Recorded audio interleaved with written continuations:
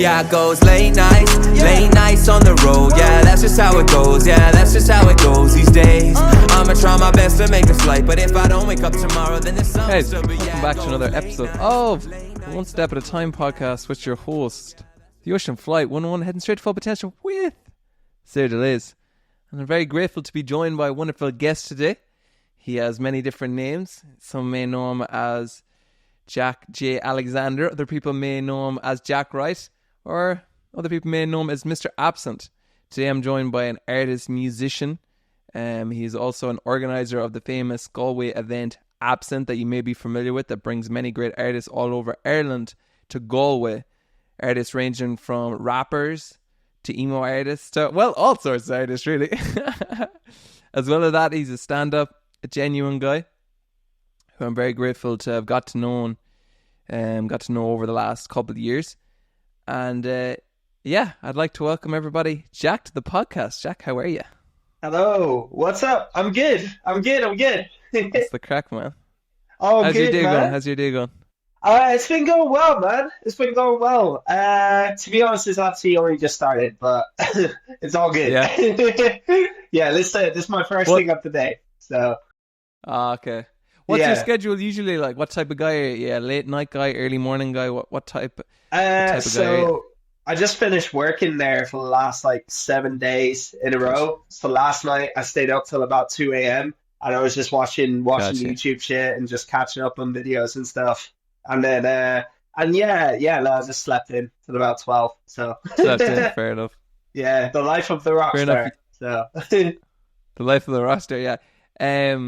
Is it hard juggling, before we kind of get into your story, I guess, is it hard juggling, I guess, your music, Absent, work, and just other life responsibilities, I guess? yeah, man.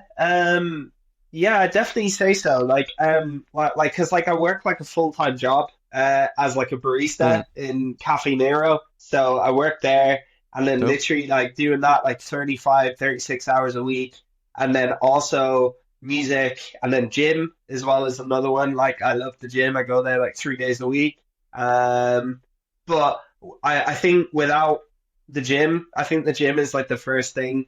Without that, I wouldn't be able to do anything else. It's crazy. I get you. Yeah, no, Would I'm you say also the gym is a stable kind of point, something that keeps you grounded within your life? yeah, man, yeah. And I definitely feel if I know that I can get to the gym 3 days a week, then I know that everything else will be good around it, you know?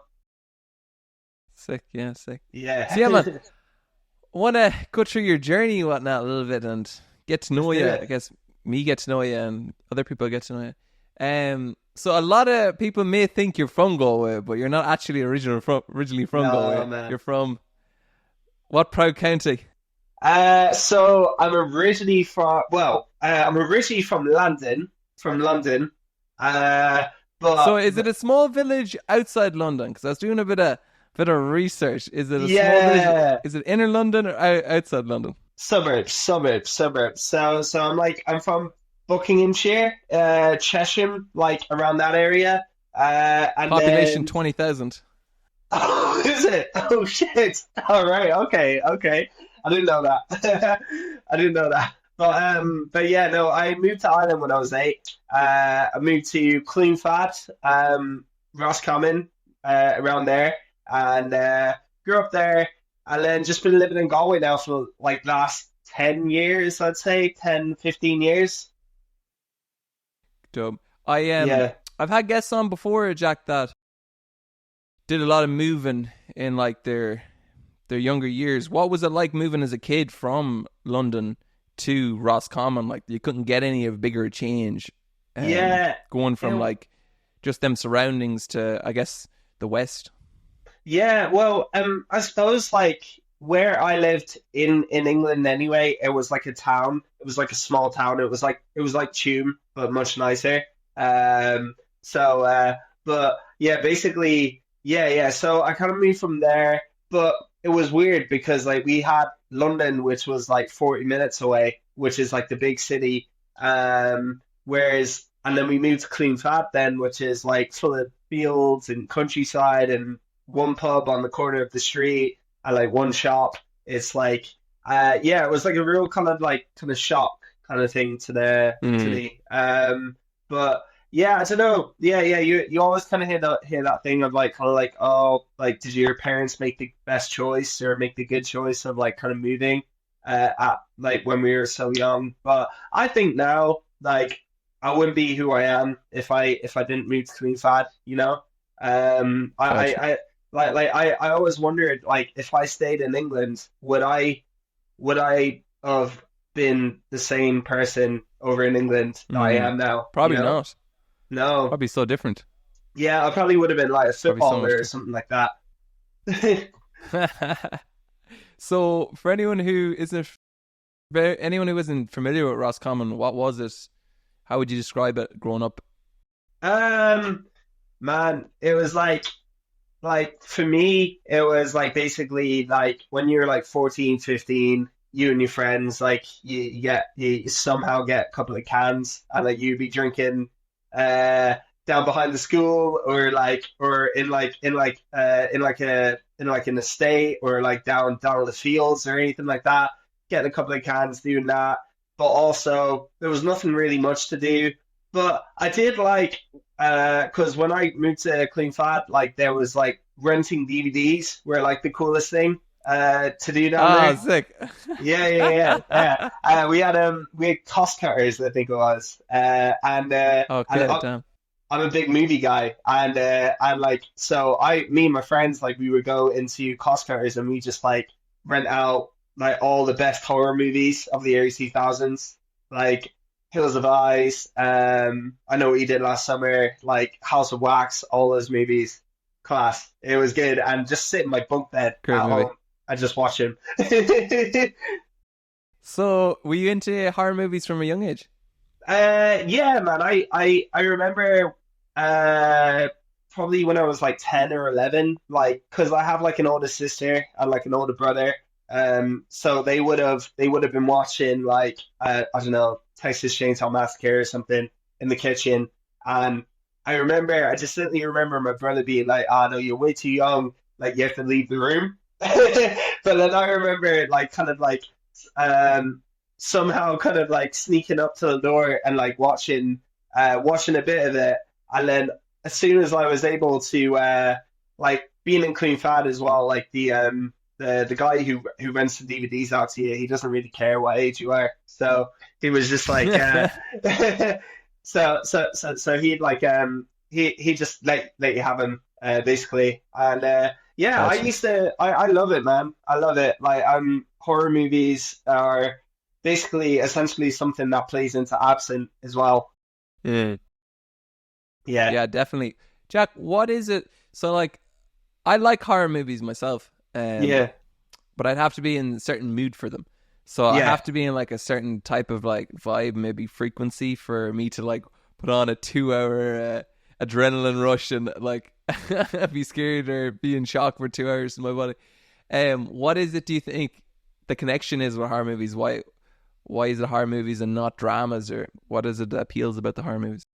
I don't know, man. I'm not sure. I'm not sure. I'm like I love adrenaline. I love like Yeah. anything to do with like an adrenaline rush. Like I love that. It's so sick. And just Mm. like I get like adrenaline rushes. I like being on the edge of my seat, kind of thing. So I like that even with everything, man. I love that. So I feel like that's kind of why I like horror movies so much. I don't know. I love all other types of movies as well. I love like comedies, action movies, all that kind of stuff as well. I'm a big movie guy, so What would you say is your favorite? Do you have a favorite horror movie? oh man, it's got to be Texas Chainsaw Massacre. Like You like the Texas? I still haven't watched Texas Chainsaw Massacre. Still haven't watched it. oh man, it will be the one that came out early 2000s with Gotcha. Jessica Biel and yeah, a few other guys as well, and then also House of Wax as well. I love House of Wax.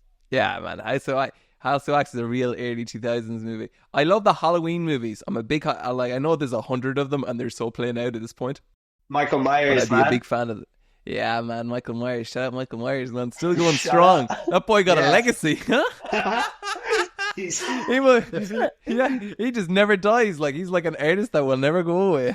oh, never, man, never, His art's never. it's a bit dark now. His art, but hey, it's art, I guess. Oh man, my favorite Halloween movies was the Rob Zombie one. When Okay. Rob Zombie he remade them. What like era are we two talking here two now? of them. 70s, 80s, 90s, 2000s, 10s? You could direct me. 2010s, I think. 2010s. Okay, interesting.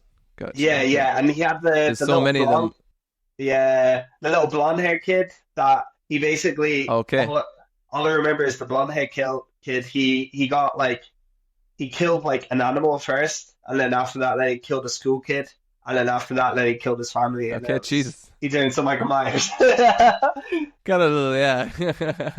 Yeah. Got a little dark there. Yeah. So, you're growing up watching a lot of movies. Obviously, we'll come back to the impact that had later on.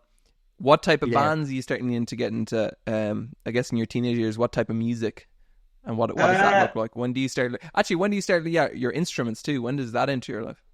Yeah, so when I was like, God man, it must have been when I was like 7 or 8, I think. But I got into I got into hip hop and rap first, and then I also got into emo and metal music at the same time.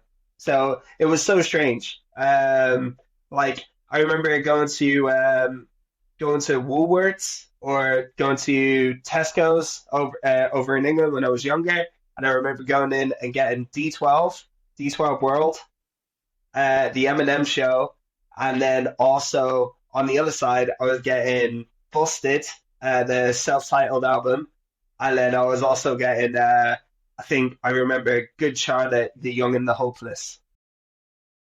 And I love the duality. I love the Yeah. it's so consistent with each side. Yeah, So man. you'd say like it's a real mixture. You had a real mixture from early. Yeah, definitely, man, definitely. Because like I feel like because like even growing up as well, like I had like a young older kind of friend kind of thing who was into hip hop and rap music and stuff. I like every time I was hanging out with him, even though I was like 8 or 9, but like our family and their family were like really really close. So like that's why I was kind of hanging out with those guys. But he would be listening to like Eminem, D12, Obi Trice, all that kind of stuff. And like I remember hanging out with him and being like, what is this? Like, and I think it was Purple Hills came on, by D12, Banger. and I remember being like, geez, I remember being like, I want to get this. I want to get this CD. I love that. And then basically me and my mom, like mom was going to Tesco, and like we were like, I found it, and then my mom at first said, oh, it's explicit, you can't get it. And then yeah, and then lucky enough I went to my dad, and then my dad got it for me. Shout out Pops, man. Shout out Pops. Shout out Pops. It's quite both. All of the music there, Jack. A lot of it's quite rebellious on one side. You're on about like the M stuff, the D12 stuff. But then when it comes to like bands like Linkin Park represents so much for a generation in terms of like getting them through tough times. So Yeah. was your teenage years, would you say, were they like rebellious and tough times, or how would you maybe describe that? Was that music a soundtrack to them years? To be honest, man, with Linkin Park, I actually I didn't really take much notice of the lyrics up until like a later time. Like I think it was definitely before Chester Bennington's pass. But it was before that. But I think when he passed away, like I really went back and I listened to all the lyrics again, and they really resonated with me. But I think growing up, the reason why I liked Linkin Park was just the heavy guitar riffs, like and the rapping with the screaming and singing at the same time. Gotcha. I just love that so much. But yeah, I think in my younger years, I think like lyrics wasn't really, I didn't really kind of connect to the emotional side of it up until I turned 18 plus, you know? Got you. Got you. Yeah. Got you. And would you say so? When would you say you kind of got into bands and whatnot? Was that like later on, or was that around your teenage years that you started playing in bands and started gigging, or when did Oh, that kind of yeah. enter the Yeah, around picture?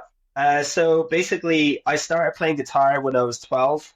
I went to guitar lessons in Ballyharness. Shout out Ballyharness.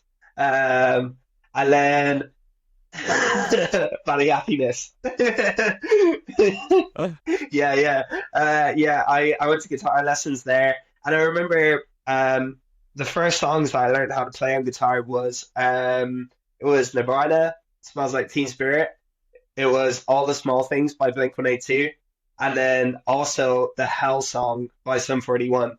I remember I learned all those, and yeah, and then when I turned 13, then I joined a band, and I think the band was called Scarlet Spider, and Ah, come we on, Jack, you got to remember the name. yeah, yeah, yeah, yeah, yeah, yeah, yeah, yeah, yeah, yeah. It was called Scarlet Spider, but tell you what, the reason why I picked Scarlet Spider was because of the sweet life of Zack and Cody. Oh, mad. Yeah, yeah, yeah, because there was a band on that was the inner battle of the bands, and they were called Scarlet Spider, and I was like, okay, I'm taking that. Damn, some so Zack and Cody there. Yeah, throwback, Yeah, yeah, throwback. yeah. I learned How that. how did you find how like I guess how did like bands and music at that point, did it kind of give you a sense of purpose? Did it kind of give you a sense of direction of where you wanted to go in terms of like just growing up and experience in life? Like obviously you found your tribe. One of the best things about music, I guess, is how powerful it is bringing people together and how Yeah. powerful it is bringing like-minded people together. So would you say that because of music you started finding like-minded people and people that you kind of really connected with? Yeah, definitely, definitely. So it wasn't until I was probably 14 or 15 that I was in a band called Forced Under, which was like a punk band from that I found when I was in secondary school in Dunmore. And we had a festival in Dunmore called Duncore Fest, and it was like an all ages festival, which was so sick. And we would play like our other guitar player was 12 years old at the time, and I was 15, but the guitar player could shred. He was 12 years old and he Yeah. could shred on the guitar. He could scream. It was so sick. It was class. But I remember being in that band, and I remember at every band practice, I would get like such a rush, and I would feel so like I'd be so excited to get back there, you know, and just like even if I couldn't go to band practice, or I was like I had to do something with my family or something like that, I was buzzing to get back to that shed where we So could have band practice again, you know. So that's where it those kind happy of memories of being in that shed. yeah, man, yeah. And I remember it was so cool. The shed was so cool because it had it the door lifted up, and I remember it, during the summertime we'd like bring the drums and everything outside in the sun, and we just play out in the sun. It was class. When you think back to that moment now, do you still smile? Do you smile with joy? Do you ever think, "Damn, I wish things were like that," or are you happy with how your journey has gone since that moment? If you're to look back at that, how do you think Um, that conversation would be between that version of you and the version now? Man, I feel like when I look back, I am definitely happy with that because that was truly one of the best music things that I've ever done. Um, as well as another thing that we did that I did pre-COVID was called Peach Creek, and that was like me really getting into the metal kind of side of things. And I remember going to band practice, and we would treat band practice like a live gig every single time. Like we would be doing kind of like we would pretend that an audience was there, but also we would just be putting 110% into band practice. And I remember leaving there every day, just being like, fuck, that was so fun. So I yeah, love that. and then I think when COVID hit, then like I was a little bit uh I was kind of like worried of what to do with music. I wasn't sure how I would come back. I didn't have a clue what I was gonna do because pre-COVID I used to put on shows in the Roisin Dove under Noise Promotions that I but when that got to the end of that I kind of felt burnt out, and then when COVID came I wasn't really sure if I how to come back and Where you want how to take to it? yeah, and how to connect with this new crowd, you know? Just want to bring it back there for a second, Jack. Um, Yeah, you've been in bands since you were a teenager, yeah, and you've been in so many bands from Preach Creek, Steady Decline, shout out Steady Decline. yeah, Um, so from your experience, there's a few things I want to chat about, just this, and then I want to bring you on a few other points. But from yeah. your experience of being in so many bands, what's it like? What do people don't see about the psychology that goes into being in a band? The connection that you need, the behind the scenes, the keeping good rapport, keeping everybody happy when one person might not be happy and the other person wants this. What's that like from your experience being in so many bands and trying to manage being like different people? Because you're like different personalities. The music might connect, but the personalities might not always connect. So what's that been like, I guess, throughout the years? Yeah, I would say, man, like that's something that I definitely struggled with a lot. With kind of like obviously, like I think everyone's kind of got their own kind of their own like their own thing and what they want out of this whole project or Uh, whatever. Um, and I definitely like I definitely kind of found it hard to kind of kind of understand where what another person's personality was thinking or what another person was thinking at the time and stuff like that. And I just there's definitely a lot that goes into behind the scenes of a band and stuff like that because you have to do make sure that everyone is 100% there and kind of like get everyone's opinion as well because obviously uh, it's not just you in that band, it's like the other people as well, so you have to make sure that everyone else is happy. it's a team. um it's a team at the end of the day, yeah, and that's definitely something that I feel uh like when I was younger in the band, yeah, I didn't really kind of I was just kind of just showing up. I was just showing up and just like that was it kind of thing. But then when it got to Peach Creek, then Peach Creek was like essentially my baby kind of thing because I was the one writing all the songs and stuff.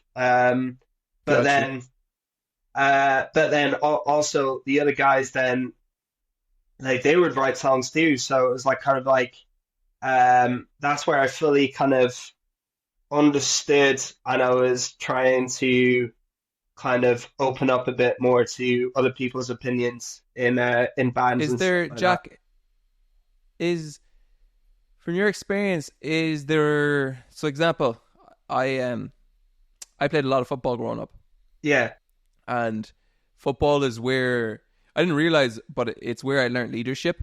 So that was my yeah, first experience with leadership. It really was football. And okay, sometimes the best leaders on the pitch were loud and they were aggressive and they talked and they'd give out to someone, they'd motivate someone, but they'd bring you higher spirits. And then other times the leader was someone who was very quiet but led by example and did everything and was very quiet, would never really raise their mouth but would perform over and over again.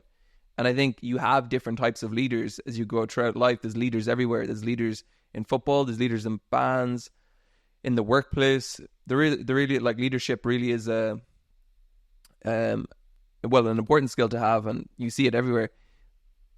Would it be when you were in bands, was there always one leader? Could you always sense who the leader was? Or sometimes was it tough when two people want to be the leader of the band, or when you had to yeah, navigate things like that? Yeah. So it was kind of hard when like two people wanted to be the leader of a band. Mm, Just because at one point like the main leader, which would think that this project is their kind of their baby, is what they kind of yeah, maybe created or whatever. And then it's just like kind of when like another person kind of wants to also like just kind of wants to kind of have their input into it, like you kind got of you. you kind of bite back a little bit at them. Yeah, Yeah. So it's I kind of feel it's that. kind of hard. Yeah. A lot of things in life, like I'd be a big believer in, I think everyone should understand a certain degree of psychology because you're going to deal with people for the rest of your life. You don't have to be qualified. You don't have to be a qualified counselor or anything like that. But having a certain understanding of psychology will really benefit you in life. Yeah. And that definitely must be the case when you're dealing with different personalities, you're dealing with egos, this person wants this, and you're learning to try to like calm things down. So do you think that's a skill maybe you learned over the years? You got better at just dealing with people? Because anytime I meet you now, and especially with the absent nights, you're super accommodating, you're super helpful, you're super nice. Do you think you've just built the confidence and built knowledge with that over the years because of your experience? Yeah, man. I definitely do feel like uh definitely since Peach Creek, so that happened pre-COVID. I took some time to like kind of like reflect when I was like during COVID and stuff like that, and I was kind of trying to like I was really thinking about how I might have acted in previous bands and stuff like that to now. And then now I feel like I try and include everybody, and I just like I am open to anything, and yeah, and also I try and build relationships and friendships with like the people I work with and stuff in order for it to grow, you know? Got you. That's very no, very well said. I think a lot of Yeah. people could learn from that too. Is I'm getting the feeling that maybe in your it's something that you had to work a lot on and using the COVID time as reflection because I think sometimes it's very easy if you've done something for a long time, if you've made certain types of mistakes or had certain type of habits or thought processes for a long period of time, Yeah. you kind of you stamp yourself as that. You look in the mirror subconsciously and consciously and say, "Oh, that's me. I do that. I don't like to do that, but it's like I can't change." But Yeah. you can change and you can improve and upgrade, and that seems to have what that period did for you. Yeah. You upgraded yourself, which I think is the key to everything. If I'm honest, it's the key to artistry. It's the key to life. It's the key to happiness. It's the key to learning from failure, Yeah. having an experience and learning from it. It's Definitely. all right that Definitely. like a shitty experience happened. That's going to happen. It's going to happen in life that a shitty experience. But if you can just take the lesson from that, not make the same mistake and improve, and that's like the progress is invaluable. Like 1% progress is worth so much in the grand scheme of things. I think that's something you should definitely be proud of. Yeah. Thank you, and thank you. And I know as well when I was like kind of like during COVID and stuff, like I was kind of basically like what I want in like when I work with people and stuff as well, I just want to make sure they're 100% okay, you know? Yeah. Like I want to be there for someone as I want someone to be there for me, you know? For everything Yep. to be 100% okay in order for us to kind of grow and work on things, you know? I love that. I love that, Yeah. man. I want to read you out something here that I found.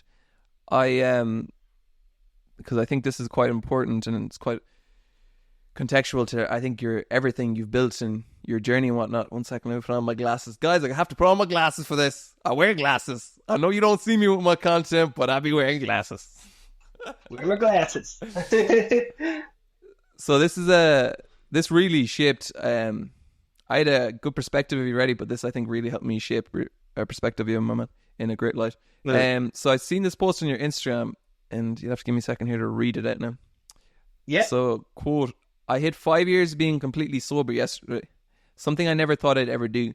5 years ago, I was such... Sorry. 5 years ago, I was in such a wild, different place than I am now. That's where the name Absent was born. I used to feel absent on so many different occasions, and I sometimes still do. I used to drink and drugs sometimes to feel better, or that it would make me become more open and present with friends. Going out 4 or 5 times a week, drinking so much in one night, feeling sad the next day, but then going out again that night. It's crazy how my life has changed, but simply being told I have to stop drinking for 3 months to do this. I'm so happy I surround myself now in these environments, but not be tempted by any means. I'm glad I have found Absent and all of you. Yeah. That's some true words, man. That is some Thank true you, man. words. Thank you. Thank you. Yeah, no, that's something that took me a little while to kind of like come up with. I also kind of wrote it down in my notes beforehand, before even posting it. Like that's what I kind of try and do with all the posts, but that one took me about a week to like try and kind of make sure I got every single word correct, you know? Yeah. What does that mean to you when you hear that, Jack? Bro, that's crazy. I remember because yeah, I don't know, just 5 years of completely being sober is just something that I never thought I would ever do. Um like if you spoke to me like 5 years ago and you said you're gonna be sober in 5 years, like are you gonna be sober for the next 5 years? I would laugh in your face, basically. But yeah, I don't know. Yeah, it just means the absolute whole world, man. It means the whole world. I'm gonna get it tattooed on me sometime soon, like something to do with straight edge or something, but I don't know. How would you compare the person you are now, out here doing events, clear-minded, full of spirit, full of energy, to the person that was going through a hard time with drink and some drugs at the time? Yeah, I think like now I look back on that time and I literally, yeah, I don't know. Yeah, I'm a different person now. I'm 100% a different person, but I am also kept I kept my funniness and my wit and my like who I am as a person. I kind of kept that, but then I got rid of the bad side of me, you know? But yeah, man, like just like thinking back to how I was back then compared to now, compared to being able to run a club night filled with alcohol everywhere, and not be tempted at all. Like I know as well, like that like I sometimes like I get invited out to a club night up in Dublin, but I won't be DJing on the night. So that's kind of sometimes like that kind of scares me a bit because I think the DJing and the also the performing as well, that's something that I focus on, that is good to focus on, because without that, who knows? Like I know that I won't ever go near alcohol again or anything like that, but I just like having something to do, you know? Purpose. Yeah, Purpose, having a man. purpose. Yeah, yeah. Oh, I hope you mind me. I hope you don't mind me asking these questions, No, but man, feel no, free. And if you don't want to, no. I would love to. how would you describe maybe your worst moments? Because I previously, the reason well, it really hit home because I recently did a podcast on addiction, Yeah, where I chat about people that was close to me and people that I know, and my ups and downs with, like, thankfully just cigarettes, but like just right. everyone has, I think, some form of addiction, be it they are aware of it or not. But what was that period like? I guess at its lowest. What was Um, happening at its lowest, and what did it feel like at its lowest? yeah, man. At its lowest, like so basically I think I was 110 kg overweight. of like, but like, and I've never been to the gym in my life at that point. And I had zero energy that basically, even though I lived 5 minute walk away from Air Square in town, I would get um I would get a taxi because I was just so overweight and so had no energy at all. And that was like probably that was like the next day after. So like that would be like I would be drinking like I remember drinking like 10 cans at home pre-drinking beforehand before I went out. And then I would go out, probably have about 6 or 7 pints in the pub. And then after that, then I'd be like, "Wineies, let's go wine, like let's go get wine." And then go home, party, listen to music, but also just like drink, drink until like I think everyone had left at that point as well. Everyone was gone and they were in bed or The whatever. last person at the But party. then I Yeah. would but I would continue to stay there drinking until I'd pass out, until I'd black out. And then I'd wake up and be, I'd actually, well, oh, fuck it, I'll say it, but like I'd wet myself, you know? I'd wet myself because I would be fucked. I'd be absolutely like fucked. And then, but like the next day as well, I would feel really emotional the next day, the next night. I'd cry myself to sleep basically. But then the next day after that, then I would go out again, you know? So, and I'd do the same thing. So yeah, it's crazy. And I remember just going into random people's houses, like in Galway, like I know, I think you can do that anywhere in Galway sometimes. Well, back in the day, you used to anyway. When they had house parties and stuff. But like you just stumble upon these random house parties and like you go in, steal someone's flag or whatever, and then you'd like, and then you walk out again. And then but yeah, I just remember doing that, and then I also remember some stupid things that I had done when I was drinking as well. That yeah, terrible things. So yeah, just like terrible, like kind of like things that would harm me, basically. So Jack, yeah, when you're in the middle of that, let's say when you're in the middle of the tornado, yeah, I guess it's very easy on someone outside the tornado to see, wow, that's a tornado out of control. But when yeah. you're in the center of the tornado, are you aware deep down inside of what's going on and just like quieting that voice of the awareness of what you're doing to yourself? Or was it just so you're dealing with so much and you're putting so much alcohol in your body that like you can't even hear the voice? You're just in this repeat cycle of Groundhog Day over and over again. I think the voice would creep in when I was by myself. When I was like, when everything was like quiet, or I'd be walking home from a night out by myself, the voice would creep in, and that's where I would get really sad and upset. Yeah, man, silence. I've spoken once or twice on the podcast, but one of my biggest things is intrusive thoughts and dealing Yeah, with intrusive thoughts. And I'm huge into meditation and all the beautiful, like, cold water and things like this is because they really bring me in touch with reality and a touch of being grounded. yeah, But what I've learned from my personal journey is when you can accept silence and be one with your silence, that's when you really truly blossom as a person, because everyone's running away from their silence.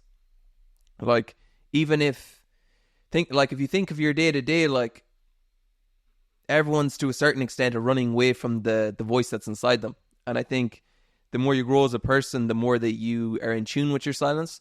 But be it our phones, be it our jobs, socializing, friends, like the only time for a lot of people, I know me included, a lot of the time, the only 2 points in a day where you're with yourself is when you wake up and when you go to bed.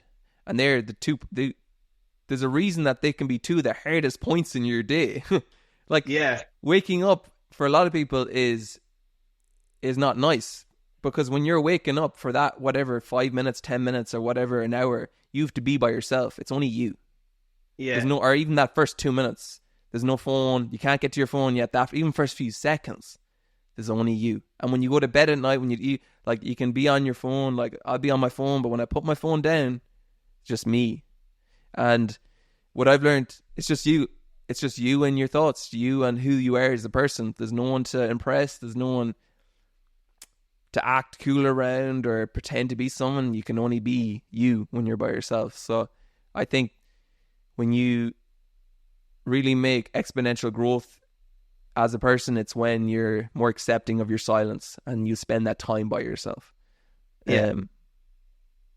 So yeah, that's Yeah, silence, man. Silence can be a dangerous thing or a tremendous thing. Yeah, it's crazy now because like I used to have like a lot of intrusive thoughts as well, growing up, or well when I was drinking as well. And I remember them creeping in, and I remember it's even that around that time as well I was doing therapy as well. But I kind of felt like the therapy wasn't helping at all, because everything that I said that I would do in therapy, I wasn't doing it because I was drinking. Yeah, like now, like thinking about it, like with silence and stuff like that, like I go out, I spend time by myself. I like spending time by myself. I like going to the cinema, by myself. Fuck yeah. I do that. More people need to go to the cinema by themselves, man. It's a Yeah. great experience. It's such an Yeah. underrated experience going to the cinema by yourself. I love it, man. I honestly love it. Like any day I'm off in work, because I'm a big cinema guy. I'm a big movie guy. So like I would just take the bus out, Salt Hill, and I go cinema. You know, and I like doing that, man, because it actually relaxes me, and it rests me up as well, especially when I'm really stressed about the next absent, or when I'm really stressed about something in work or something at home.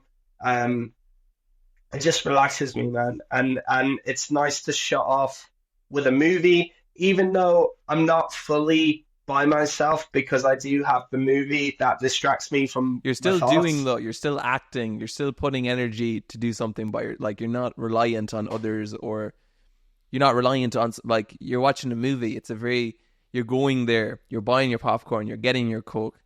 Like, Yeah. it's still a solo experience. I know you're sitting there in the movie and you're enjoying it, but like, I think it's still very much it's something for you, which is important. Yeah. Yeah. Definitely, man. Definitely. And that's the thing as well, the gym as well. Like, I go to the gym by myself as well. Even though I know people at the gym now, like, I built friendships and relationships with, like, people at the gym. Especially as well because they're so accommodating with me and with absent and stuff like that as well. Like, they have our posters, like, literally everywhere in the gym, which is so sick. And I also see a few people who come to absent go to the same gym as me. So it's so sick, like, and like sometimes they wear the t-shirt as well, which is so cool. I love that. Jack, I don't want to spend too much time on the dark stuff or that period, but there's just one more question, and then I want to chat more about absent and where you're at now, I guess. Yeah. What was, I guess there's two questions, I suppose. What was the defining factor in making the choice to be sober, to be sober? Well, basically, what was that day like? Do you remember that day? Yeah, I remember. It was February 15th, 5 years ago. So I don't know what we are now with 2024. So February 15th, 2019. And I remember I had to go to the GP because I was going on antidepressants at the time. And I remember my GP asking me, being like, she said, do you drink? And I said, yes, yeah, I do. She said, how often? And I said, like, I probably go out, like, I said, like 3 or 4 days a week, if not more, you know? And then she said, well, if you take these tablets, you're gonna have to come off alcohol for 3 months. And I remember when she said 3 months, I kind of like gulped. Like I was like, oh shit. I was like, how am I gonna do that for 3 months when I can't even last like 2 or 3 days without it, you know? So yeah, I don't know. Yeah, I think just back then, like it was hard. Like I definitely switched to takeaway. Takeaway food was like my substitute back then. But also as well, I was very thankful that I had very supportive friends, and then I also had a very supportive girlfriend um who basically, we had concerts coming up. We went to concerts, and I never drink at concerts as well because I want to remember the whole thing, you know. Um, and holidays as well. Like we had holidays coming up, and the best thing is as well is that my girlfriend, she doesn't drink as much as well. Like she'll have like one cocktail like every now and again, but like that's it. So I remember back then having just loads of things planned, but I do remember Peach Creek. We had a gig in the Roisin Dove, the main stage. It was like probably 2 weeks after being told that I have to give up alcohol. And I think when you have a gig and when you're in the pub and when you're in a band as well, especially because I feel like drinking is like you drink and you party with the band as well. Like that kind of comes full circle with being in a band, you know? So I remember back then that was kind of like the big deciding factor if I could do it or if I couldn't do it, you know? And I was so thankful and I was so lucky that a few of my friends that came out to the gig as well, they offered to buy me drinks, but they got me non-alcoholic stuff, which is great. And I think back then as well, there wasn't a lot of choices for non-alcoholic beers. Like there wasn't a lot. So I remember having that, and I remember staying out till probably about 12 or half 12. And then when the guys were doing shots, then I was like, okay, yeah, this is my calling. I'm gonna go. So I guess knowing when to leave is important, Jack. Knowing now, like, and your gut saying, right, now is a good time to leave. I think a lot of people don't know when to leave the party. Yeah, definitely. And I think knowing when to leave is a big thing. Yeah, because I feel like when the shots are coming out, you're gonna obviously go smoking more, like gonna go like kind of drinking more and stuff like that. So at that point, I was kind of like, I'll be buzzing with a takeaway sitting in front of YouTube at home. I'd be so happy with that. So I'm gonna do that right now. Jack, 1 second, I'm gonna read another quote here. Yeah. Glass on. I hear Kendrick on the TV, but I block out the noise. Got tears down my face. Been fighting with these demons for years on the mistakes. Beating myself down because I wish I was sober. Powerful poem. Hearing them words and understanding the meaning behind them, what advice would you give someone listening now who does have an addiction or is going through a dark period and using other means, negative means, to try solve it? Yeah, man, that's so funny that you just read that out actually, because it took me a little while to kind of think about where that came from. But then 2 seconds after, it came to me that I remember when I was drinking that it would be King Kunta by Kendrick Lamar would be always on the TV at this house where I would always be drinking at. And I remember at that time as well, I would feel that's where the term absent kind of came in, because I would start to feel absent with the people around me, because they were all on drugs and stuff like that, and they wouldn't even care if I was there or if I wasn't there, you know. So I definitely do think that if there is anyone out there that is kind of like in this situation that I was in back then, like yeah, it's definitely good to take take a step back, but also like take a deep breath and just kind of look around you and just think like what am I doing, or what is this at this moment? And am I having fun? You know, uh, am I enjoying this, or do I just do this because it's all there is for me? Very well said, Jack. Very, very well said. Might let that breathe for a second. Yeah. Yeah, man. Very well said. Very well said. Jack, we want to bring the dopamine up. It's time for quick round questions.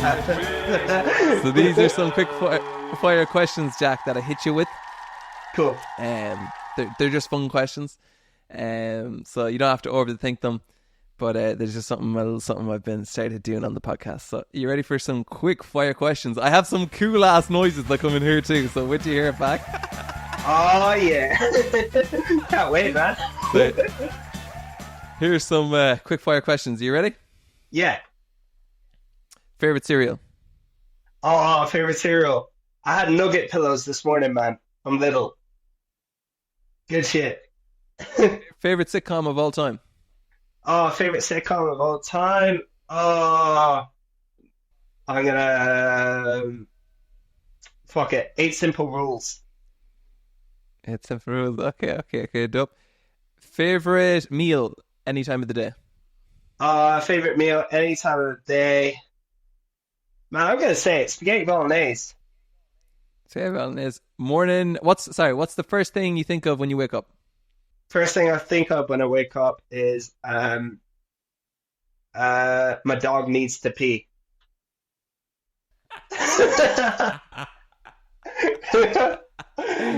That's good. That's good. Last thing you think of when you go to bed? My dog needs to pee. Last one. What is love? Love is a special feeling, and it's that feeling of feeling totally connected to another person and being happy, and yeah, just being happy, man. Being happy. Dope. Okay. Very good. Very good. That was quick fire questions. Jack, you spoke about. So we spoke about music. Obviously, for those of you who don't aware, you've been in a lot of bands and you've released a lot of music. I was listening back to even your Jack J. Alexander stuff, which is the song really stood out to me. Made such a gem. Made such a gem, man.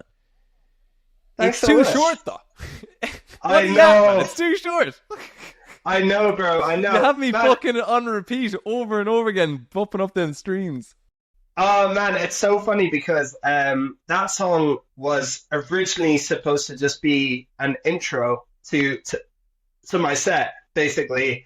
But then Okay, gotcha. yeah, and then it kind of got released as like a main song. So and that was Gotcha. the first song that I ever wrote with Jachi Alexander. So I Okay.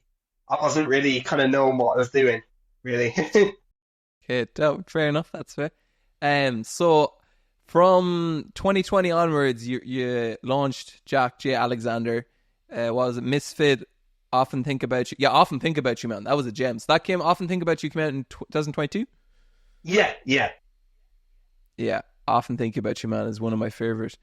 Thank you, So I man. guess all your experience with the bands, you started doing all the experience with the bands. You put on shows throughout your life, and brought different artists and had that experience in your back pocket, as well as your understanding music and yourself. What was the decision then to begin Absent? Because you had the experience. Was it on your mind for a while? what was that initial, okay, I'm going to do this, that trigger moment? So during COVID, man, I didn't have a clue what I was going to do and how I was going to come back and how I was going to go about kind of putting on shows here again in Galway. I didn't have a clue. But I remember at Christmas time, I asked for DJ decks, and I got decks for Christmas. And I took a couple of courses, online courses and stuff, and it was mainly mixing Just like for house. anyone out there wondering, was that from Santa or was that from like the girlfriend? Just 'cause- I know a hell of people going to be listening. I was like, wait, do you get still getting Santa? Man, let's say Santa. Let's say Santa. Okay, shout out Santa. Oh, Santa, man. Yeah. So yeah. No, I got decks for Christmas. I'll Santa, and then I took a course on Udemy, and it was mainly like mixing house music. So, but that kind of wasn't really what I wanted. So then I just kind of opened up my playlist and I was just checking out BPMs and all that kind of stuff. And I was just like trying to mix like emo music together. And then I was like, fuck it. The only way I'm going to learn how to do this is if I do it live, and do shows with it. So I wasn't sure how I was going to come back and which venue I was going to go in. But then I went to the Cellar and I just said to them that like I would like to stick on. I have this idea of doing like an emo night. I would love to do it downstairs in the basement. And then they put me in. And basically then it was all booked in. And then here goes like the promo and everything like that. And at that time as well, I was kind of like on a Adobe Premiere Pro, and I was like kind of making these little videos and stuff. And like I designed this. I had a thought of this artwork. I just thought of this artwork of this girl with pigtails, no eyes, like kind of blood coming down her eyes, kind of thing. It was like kind of that horror kind of vibe.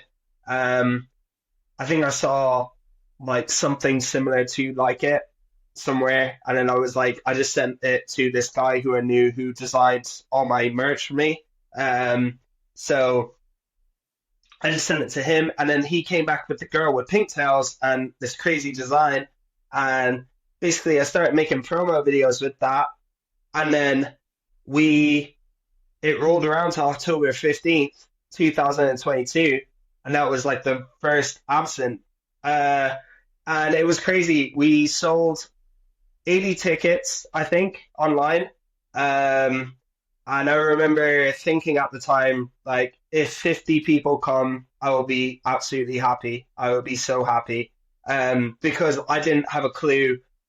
I didn't know that emo music was popular again. I know that it got like such a big resurgence with TikTok and stuff. But I didn't have a clue that the people of Galway would be into that.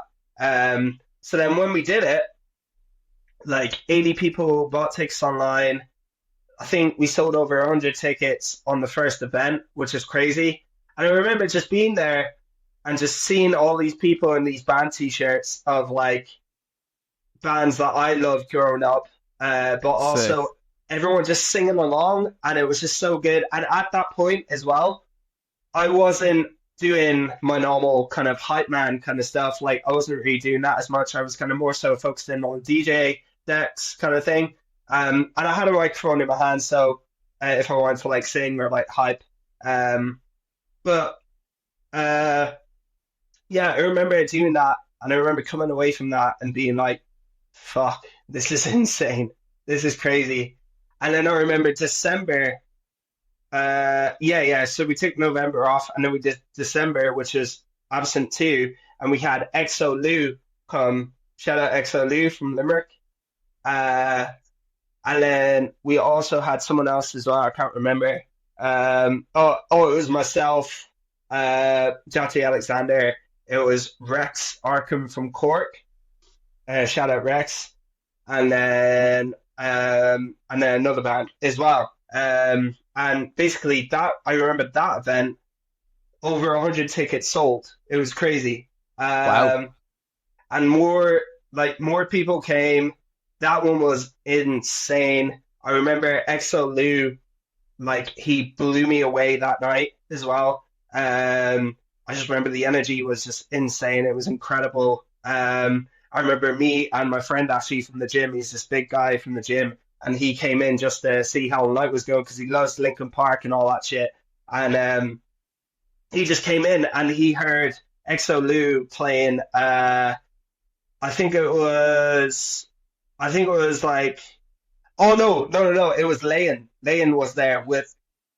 No, yeah, it was with Layan. Layan came up and he did. What's that song? Everything is fine. I think. Or it's like you are, da, da, da, da, da, da, da. That one. And I remember that coming on, and I remember the two of us looking at each other and just being like, "Fucking hell, man, this is sick." Yeah. So I remember that happening, and then I remember just more and more people started coming to the event every time. And I remember by the third one in January, we sold out. We sold out the center. Oh, wow. Yeah, I remember. So that was we actually oversold that event, which is crazy. So how many altogether now, Jack, has there been? Because I was trying to find the numbers on the Instagram. So I was flicking through them, but how many official nights altogether have there been? So we've done 18 events. Wow. But last year, if you want to count all the after parties that I've done for big bands up in Dublin and all that kind of stuff, like last year I did 25 shows last year. That's a lot, man. Yeah. I think anyone who comes from a performing background and the performance industry realizes how much that is. And not just like, you're not just performing, you're also organizing, you're booking, you're doing all the balloons beforehand, you're blowing up the balloons. For anyone who hasn't been to an absolute night, it's really a spectacle of a night. You come in, you have the place to the nines with different posters. You have the beer pong table laid out with you have water, you have Monster for all the artists if they need it. You have everything, all the balloons, as I said, the lights. Like, you really invest a lot, not just time, money, but energy into like making it the best event it could possibly be by any means necessary. And I think that's very respectable. And it's very really admirable. cool, man, because like everything that has come our way since as well, it's been mad. Like I always said it from the start is that like I feel like absent like meeting all these new people and stuff, I feel like I'm coming away from a gig at the Three Arena, and I'm sitting on the Sick. go bus coming back to Galway, and I meet all these other emos from Galway that I never knew was from Galway. That's what I feel like absent is, because Wow. I'm just somehow, I don't know what happened, but maybe it might have been Instagram, maybe it might have been TikTok or something, but like these people found us and they found absent Community. yeah, and it was insane. It's incredible. I'm honestly like I'm blown away by how many people come and show it so much love, you know?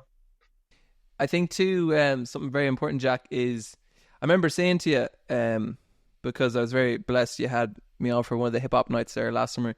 But I remember meeting you the day after, and because I was so impressed and taken back by it, I remember saying to you, and I still stand by this, if you keep your balance on your gym as you're doing now and keep that energy, there's just no telling where you can take this, because you have everything that you need in order to take this like as far as it could possibly go. And I truly believe that, and it's a really exciting thing to watch. It's great to watch someone say something, be invested in something, and go put the work in it. And I think that's very inspiring to a lot of people. I think overall, if you were to look at your journey, I think people could take a lot of inspiration from it. Yeah, man. Thank you. Thanks so much. And I remember actually you left a comment on I think it was on my 5 years post. And your comment actually really stuck out to me. It was keep posting, keep doing the shows, and keep just doing your thing. And I remember seeing that comment, and I just remember thinking, like, I'm like this is motivating me, this comment. So thank you. Totally, man. Thank you. Tanada, man. Jack, I think we'll leave it there. Yeah. Before we leave it, this I just want to podcast also is say called. one thing. Sorry. Yeah. I just want to say one more thing. I'm actually getting an absent tattoo tomorrow as well. So I'm stoked for that. Sick. Yeah, it's going right Dope. there on the arm. That's dope. Dope. Love that. I was gonna say, yeah, as this is the One Step at a Time podcast, if you were to give someone advice on one step, let's say maybe one step on organizing your life, because I think organization is a big thing, and I think you can't do everything you do with absent. You can't be in a band. You can't be on a good path in life unless you really knuckle down on organization. So what's one step someone could maybe take to get a bit more organized with their I think just take everything one step at a time. That's all I'm going to say. One step at a time. Like the podcast. Fair. I love it. Jack, thank you very much for your time. I appreciate you coming. This has been another episode of One Step at a Time with your host, the Ocean Flight 111, heading straight to full potential with zero delays. Guys, don't have a good day. Have a great day. Yeah, it goes late nights on the road. Yeah, that's just how it goes. Yeah, that's just how it goes these days. I'ma try my best to make this flight, but if I don't wake up tomorrow, then the sun will still be. Yeah, it goes late nights on the road. Yeah, that's just how it goes. Yeah.